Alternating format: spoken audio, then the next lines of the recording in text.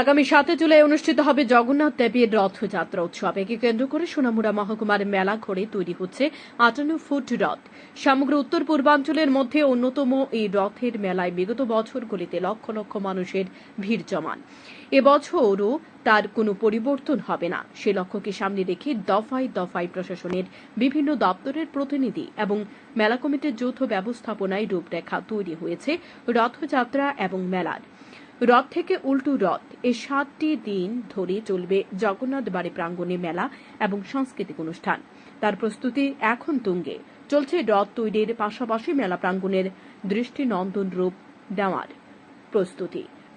তাই তাদের নির্দিষ্টভাবে স্থান করে দিতে মেলা কমিটির উদ্যোগ চলছে। জায়গা নির্ধারণ থেকে শুরু করে স্টল তৈরির কাজ। অন্যদিকে শ্রমিকরা চালিয়ে যাচ্ছে জগবন্ধু বলরাম এবং সুভদ্রার শোভাযাত্রার রথ তৈরির কাজ। জগন্নাথ দেবের স্নানযাত্রার দিন থেকে শুরু হয় এই রথ তৈরির কাজ। সব মিলিয়ে রথযাত্রাকে কেন্দ্র করে এখন সাজু সাজু রথ। Bureau report, news daily Bharat.